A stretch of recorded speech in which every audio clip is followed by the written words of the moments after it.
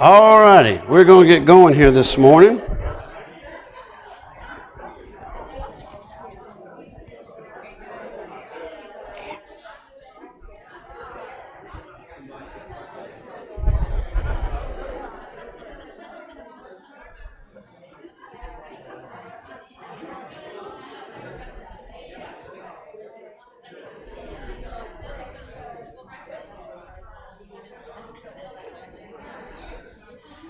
How are you?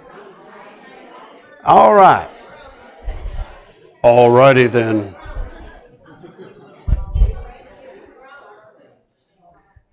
Good morning. I hate to interrupt that good fellowship.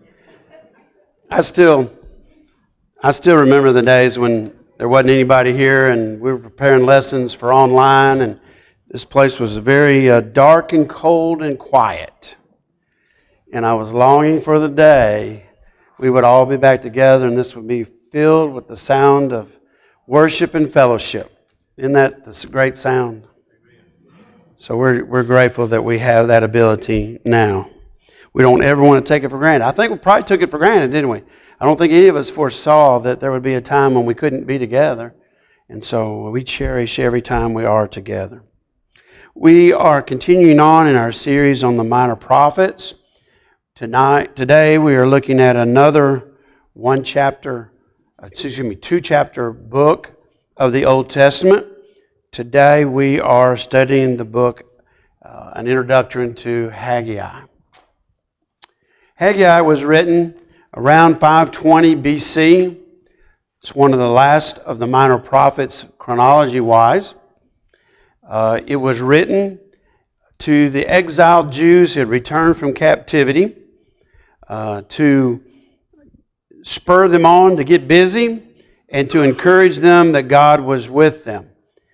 I gave as our key verses for today, verses 3 and 4 of chapter 1. Then the word of the Lord came through the prophet Haggai. Is it a time for you yourselves to be living in your paneled houses while this house remains ruined?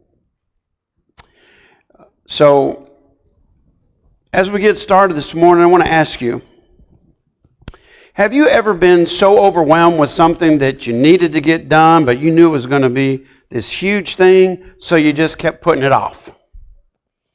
And how long can you put off a project like that? If it's something that you want to do, you need to do, but it's something that is just going to be something else.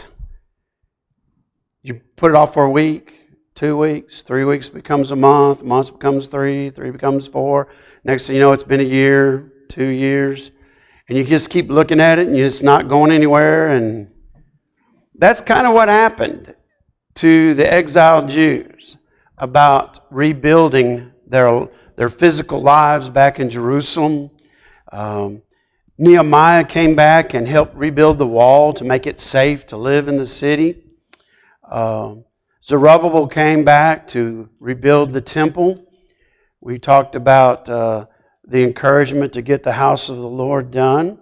And Haggai is going to talk about the same thing. When people came back to Jerusalem, what do you think was the first thing on their mind? You get back and you see what's there. What's the first thing on your mind? You got to get my house back under my control, and I've got to get it fixed up, make it livable. And not just livable, but what? You want to make your house livable, but what? Nice. You want to make it look nice. You want it to be nice. You want it to be functional. We're going through that now. Several years ago, we bought a fixer-upper, and then it took several years to get the fixing of the upper going. It seems like when you get laid off of work right after you buy it, it's not a good time to have a fixer-upper. So you just kind of make do, and you keep working on things a little at a time. And so we're making a little progress at our house. If we had the money, we could get it done real quick, but nowadays that's a lot of money. Wow. We've gotten some of the estimates on some of the stuff to rebuild or fix up something, and the prices have gone through the roof. You know, that was true in the case of Haggai. Rebuilding is not cheap, and rebuilding is not easy. And when you're dealing with rubble, it's probably the hardest thing to deal with. Because when you've got rubble, you got to have somewhere to put it. And there wasn't anybody. What is that company now that you just point and it's gone? 1-800-GOT-JUNK. I called them. I called them. I had a big old couch that had recliners on both ends, and it was just wore out. We couldn't even get one of the recliners to recline anymore.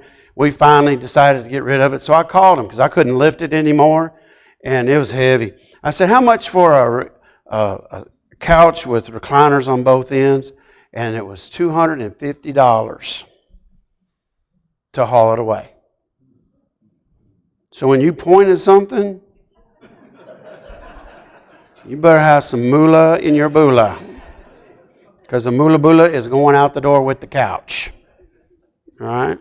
So when you're rebuilding Jerusalem, rubble's a problem. They destroyed the place. It was laying in ruins. Look at the passage here. Is it a time for you yourselves to be living in paneled houses? What does that mean? What's a paneled house?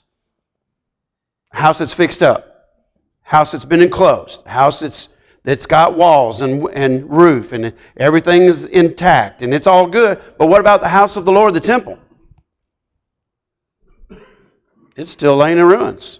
Why is nobody worried about the temple?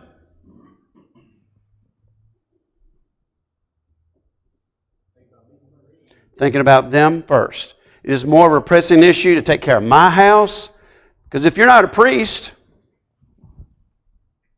you could get by without seeing it every once in a while. Right? So that was a problem. People were letting the house of the Lord go into disrepair, and they were more concerned with and caring about themselves personally. Now, let's think about that for a minute. Is that just a Haggai problem? Is that just a problem in the days of Haggai, I should say? Or are people still today more concerned about their affairs than God's affairs? More concerned about what they want rather than concerned about what God needs of us. It's still a problem. It's still a problem. So there's going to be some things that we learn from our lesson today that are going to apply to us today. There is a model that is actually built outside of Jerusalem, I believe. That's a model of the city of Jerusalem that accounts for this age period when the temple was being rebuilt. So that kind of gives you an idea of how the temple was kind of separated from everything else, and everything else looks very small compared to the temple, doesn't it?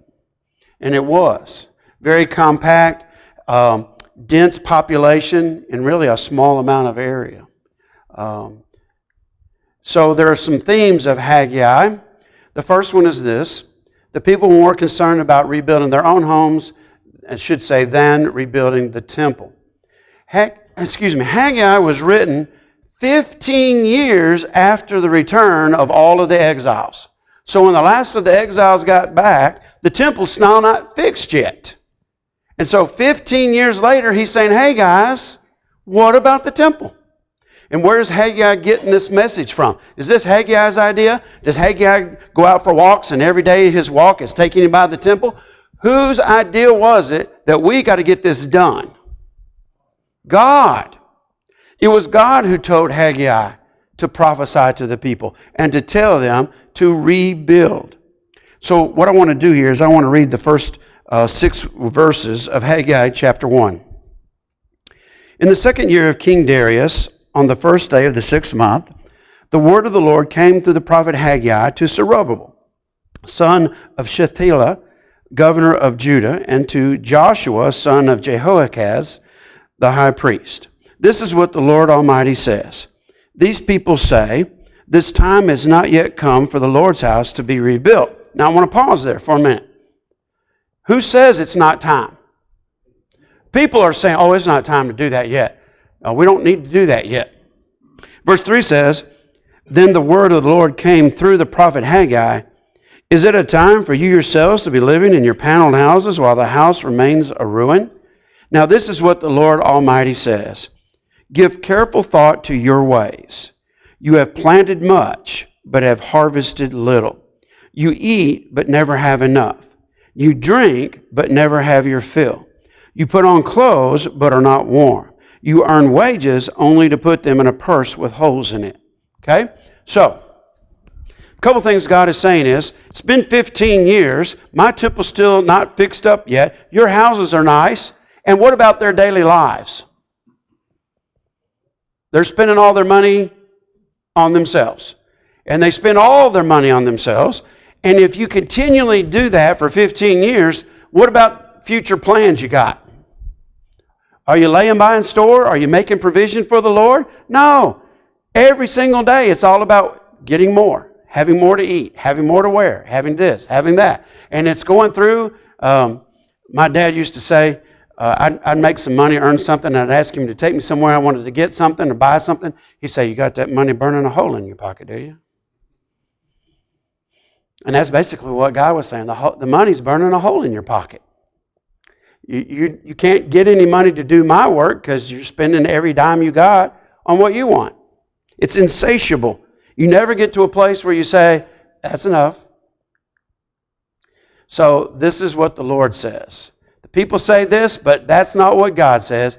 God says, in spite of what you think, this is what must be done. The second theme of Haggai is God was concerned about the priorities the people had in their day-to-day lives.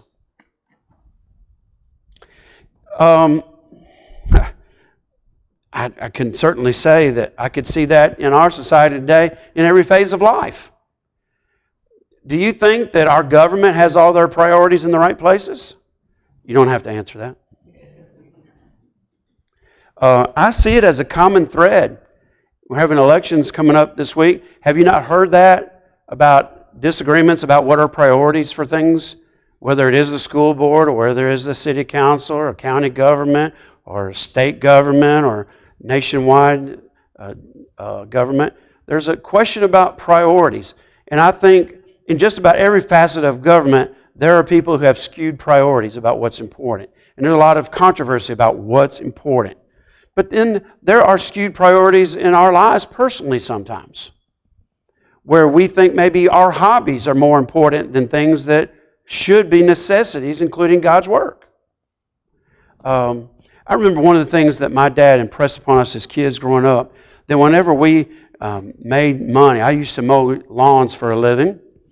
I kind of get a little tickled today. I remember when I had my hip surgery that someone offered to give me a discount to do my half-acre yard for $50. Took them 20 minutes because they had one of them fast zip mowers. 20 minutes, they were gone. $50, and that was the discounted rate. I did yards for $3.50, and that included getting on my hands and knees with one of those scissor-looking things and raising up the fence and trimming under it, because there was no such thing as a weed eater back then. I had Mrs. Mudweiler, who lived on the corner. I couldn't use my regular push mower. She wanted the reel mower. The reel mower. You know what the reel mower is? It had a reel on it. And you had to push it over, and you better frequently cut it, because if it got too big, it would gum up. You couldn't get it to mow. And so I had to do that, and I did it. She had chain link fence all around this huge yard, and I got on my hands and knees and crawled all the way around and hamstring $3.50. And I did get ice cold lemonade every time too. But my dad would always tell me, when I got my $3.50, now, you put some of that in an envelope for God. Because no matter what you wanted to spend it on, no matter what little... I tell you what I used to like to do, and I don't think you can do it anymore. I used to build models. You know, model cars and stuff. You get the parts, and they're on these little plastic trees, and you had to cut them off with those little razor point knives, and then you put it all together, glue it. That's the problem. People are sniffing glue, so they did away with the glue, so I don't think you can do it like that anymore. It's kind of like Sudafed. I have to have Sudafed on a regular basis. They think that I'm a meth dealer. But anyway, we used to put those models together, but you know what? Those models, I think they were around $5 a model. But Dad would always say, I know you want to get a model, but have you got money set aside for the Lord? And every time that we went to services, Dad would say, you all got your offering? Everybody got your offering? He made it a priority that we always lay by the store, and we always gave to God from our first fruits, not from leftovers. Because a lot of times if you didn't watch it, you could spend all your money and not have nothing for the Lord. That's not just true of kids, is it?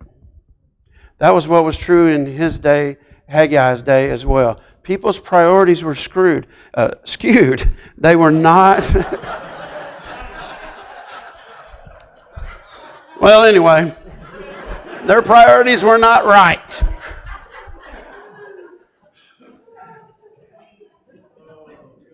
Yeah. Yeah, that's good. All right, the third theme of Haggai, moving right along. The phrase, give careful thought, is used 5 times in 2 chapters. Give careful thought. I'll give you an example of that in verse 5 of chapter 1. Now this is what the Lord Almighty says. Give careful thought to your ways. Same phrase 5 times.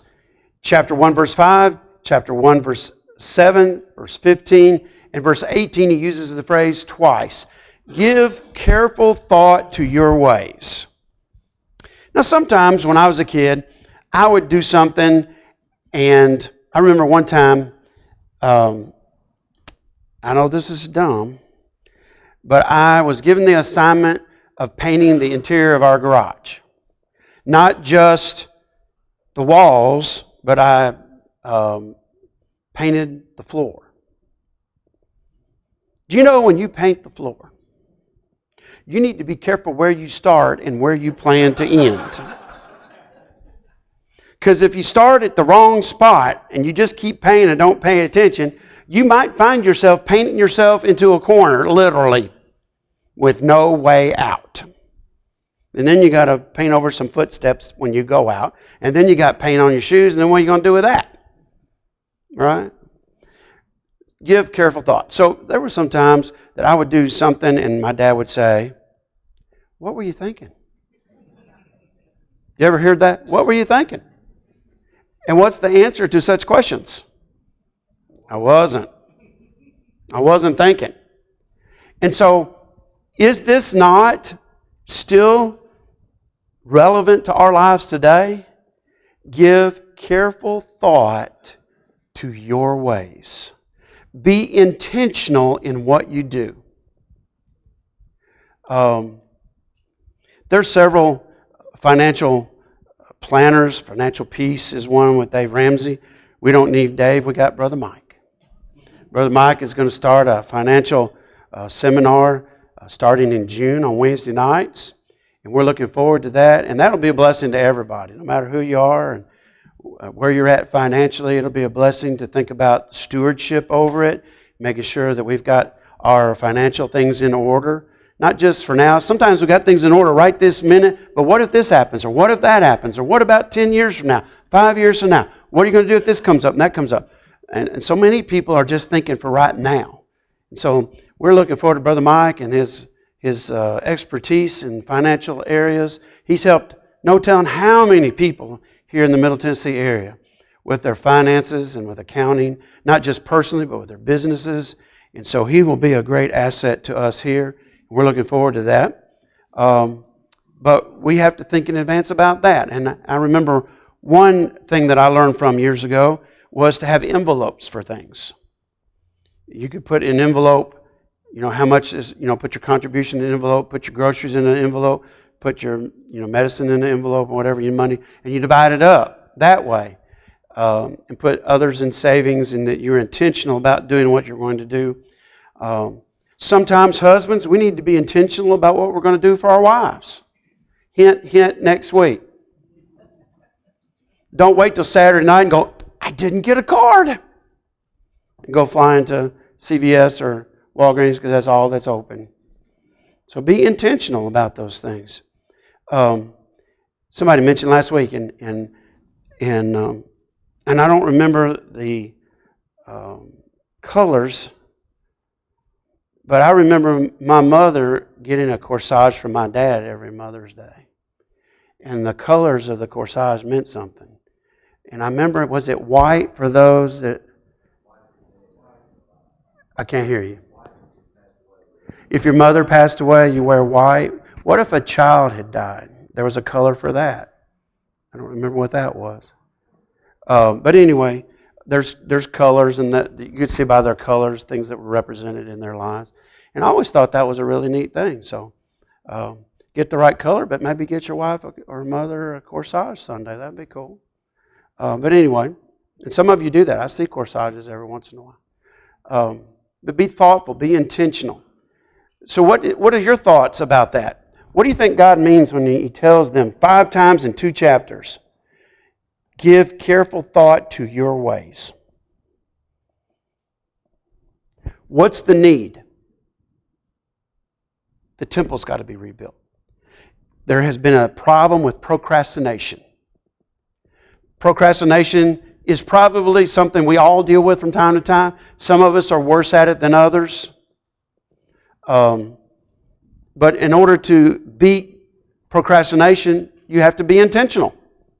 You have to say, this is what needs to get done, and this is my plan, and this is what I'm going to do. And this is the day 1 plan, day 2, and whatever it takes to get it done. What is God saying about give thought to your ways? Careful thought.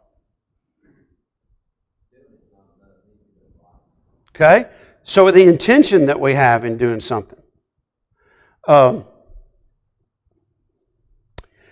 Kind of in keeping with our lesson this morning, there were times in which I had chores and responsibilities that I knew what they were, and it was considered by my parents as something that was automatic.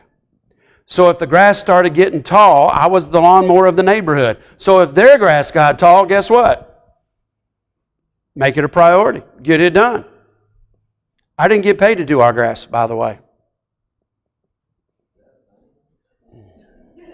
It is a thing. Yeah, that was just part of my responsibilities. When I was a kid, I would get an allowance for doing some chores around the house. When I got to be a teenager, that dried up. That was no more. And so that was just part of my responsibility to upkeep of the household. So what pleased my parents is when they didn't have to tell me to do something. When the garbage got up there, I just took it out. When this needed doing and I saw it, just get it done. And that really pleased my folks. Kevin, the yard looks so nice. Thank you for getting done, taking care of that. My mom was fixing supper and she looked over and the garbage was empty. Oh, Kevin, thank you for taking care of that for me. And that made you feel good. Because what happens if you didn't take care of business? Yeah, that's bad. Right? Well, let's think about that on spiritual terms. We're thinking about pleasing God in our lesson this morning. Do you think we need to be more intentional about doing something and thinking, what does God need me to do? What is God's will for me today? And when we do that, don't you know He's pleased? Absolutely. Okay? Reminds me of Isaiah chapter 55, begin with verse 6. Seek the Lord while He may be found. Call on Him while He is near. Let the wicked forsake his way, and the evil man his thoughts. Let him turn to the Lord, and He will have mercy on him, and to our God, for He will freely pardon. For my thoughts are not your thoughts, neither are your ways my ways, declares the Lord. As the heavens are higher than the earth, so are my ways higher than your ways, and my thoughts than your thoughts. And Haggai's mission was twofold. First of all, he was to prompt a reaction to get people going. When Haggai got done prophesying, the goal was people to start getting busy getting the temple fixed. Second of all, he wanted the people to know that God was with them and God was going to bless them and God was going to help them to achieve all of God's goals for them. It wasn't just on them, but as they got busy doing the will of God, God supplied their needs. Let me ask you a question. Does God supply the needs of His faithful? When Abraham was taking Isaac up onto the mountain to worship, and he knew that God told him he was going to have to sacrifice Isaac. So they gathered up the wood, they gathered up this, they gathered up that, and Isaac, as they're getting ready to leave to go up the mountain, he realizes that Dad must be losing it, and he says, What about the lamb? And what did Abraham say? The Lord will provide. And I want you to know that there were times when I was growing up, when maybe there were hard times, that my dad would say, God will provide. I did a funeral for a lady yesterday that I'd never met. I was doing it to help her family when I found out they didn't have a minister in their family. She grew up in the Depression. She was born in 1930. The Depression started with the fall of the stock market in October of 29. So her whole youth and childhood was in the Depression. And she died during COVID. How about that? You be born in depression, you leave this world in the midst of the COVID pandemic. And her family spoke about the adversity that she faced in life, the hard times that she faced in life. But she was a woman of faith, and that she believed that God would provide. When you talk to people who lived through the Depression, they truly lived that every day, that God would provide. Did you know this? They got a kick out of this when I was doing the funeral. I was just talking about things that were developed out of necessity back in the Depression that we still have today. Do you know one of the things that developed out of necessity to get everybody fed? Church potlucks. That's how they got started in this country. Church potlucks happened during the Depression. People would go to church and bring whatever they could and put it in. And by everybody bringing what they had, they could meld all that together and feed everybody. And that became a very common practice. And then they would just hang out. They didn't have nothing to do, no money to do anything else with, so they'd just hang out and visit. Now, we know that they shared common meals in biblical times, but as far as a church potluck, which is very prevalent even in our day, and gratefully so. What made them laugh is when I told them I was still a fan of potlucks today, as you might be able to tell. And they just laughed. God will provide. And then the last thing that I want us to be reminded of from Haggai, and there's Proverbs 23:8, as a man thinks in his heart, so is he. Haggai reminds us that everything belongs to the Lord. That's a phrase Brother Mike uses all the time. We're in elders' meetings together, or we'll be out and something will come up about money, and Brother Mike will say all the time, everything I have is His. It belongs to the Lord. And that should be our byline as well, isn't it? Everything I got is the Lord's. I'm just a steward of it. Okay? And so in Haggai chapter 2 and verse 8, God reminds His people, the silver is mine and the gold is mine, declares the Lord God Almighty. You're hoarding up your riches. You think all that stuff is yours. God says, it's mine. It all belongs to me. The timber from the cedars of Lebanon belong to me. All these things belong to me. It's all mine. And when we view it as God's, glorify God in our possessions, that we're just borrowing it for a little time, and we get our perspective right, and we realize that as we do God's will, He uses what's His to bless us, things just work out great.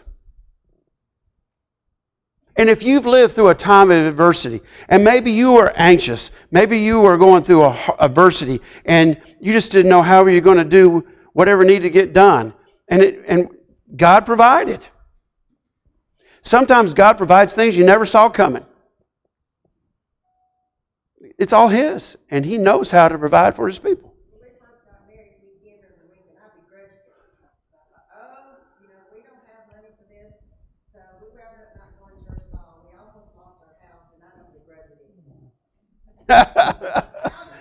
Makes a difference if you do it. But I was like, we got $25 for groceries this week, or whatever. And when almost lost everything, I thought, I didn't have $25 more when I quit giving it to church. I was in the hole $50. You can't outgive God, as I've heard people say before.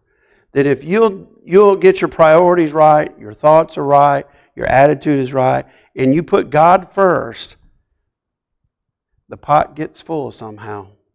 The bills get paid somehow. Extra income comes in somehow. I want to close with this. I don't know that I've ever told you this. If I have, just think it's the first time. My senior year at Freed-Hardeman, I was getting ready to come back to school in August, and I was preaching every school year through the year. I would go and preach for a congregation on Sundays, 60 miles one way. So it was on 2-lane road, and it was not an easy drive, but I would do it, and I did it every Sunday while I was in school until summertime.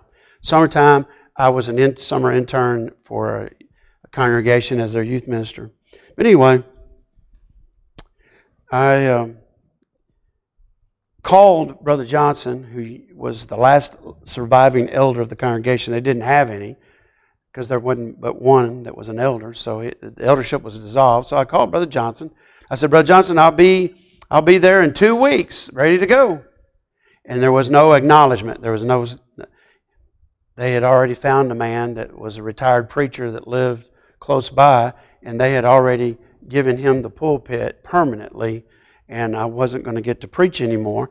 And that was also how I earned a living while I was in school. So I was scared to death. What am I going to do? How am I going to pay for things? I put myself through school, and I didn't know what I was going to do. So I went to the student affairs office, and they have odd jobs around campus that you can sign up for that you get paid for. And one of them was grass mowing. So I signed up to mow grass on campus. I mean, I did it all the way through high school. So I signed up to earn some money to make it mowing grass. So I showed up at the maintenance shop for my first day of work, and I looked around in the maintenance shop, and there wasn't a mower in sight. Not even a push mower. And not even a weed eater. So I showed up and I said, well, my name's Kevin White. I'm supposed to cut grass. Yeah, we've been expecting you. And I was like, okay. He walks over to the wall, and there's this long pole. At the end of the long pole is a curved piece of metal. It's a long-handled sickle. He said, you know that hill behind the auditorium, it's just straight down? I said, yeah. We can't get a lawnmower on. It's too dangerous. We cut that one by hand. It's yours. I said, do you have any gloves? Nope, we don't supply gloves. I didn't have any gloves. So from 3 o'clock until dark in August, I started slinging that sickle. And that grass was this tall. And it took me all week to go from one parking lot all the way past the auditorium, in front of the tennis courts, all the way down to where they could finally start mowing. It took me all week to sling that sickle and cut all that down. Well, the second night I came home, I didn't even tell you the truth. I didn't have money to buy gloves. And I came home and my hands were bloody and calloused and blistered and hurt like crazy. Couldn't stand to get water on them, trying to wash all the dirt out of them and clean up. And I sat down to eat. And I had gotten some mail. And opened this piece of mail up. It was from the federal government, which I didn't know why the federal government would need to send me any mail. So I opened it up. Come to find out, there was a lady that worked in the financial aid office who knew me and my family, and she knew that I qualified for a grant. And she signed me up for it, and I didn't even know it. And in that envelope was not a letter from the federal government. It was a check for the federal government. And I got to thinking about it, and if I added up all the weeks that I would have preached that year for 9 months, God gave me $30 more than I would have made for a whole year of preaching. And it was a grant. And do you know what that means? You don't pay it back. I never signed up for it, was not expecting it, had no idea it was coming. And on that very hot August day, when I sweat like crazy, I couldn't get enough to drink, I was discouraged. I sat down to eat, and there was a check to take care of all of my needs for a whole year.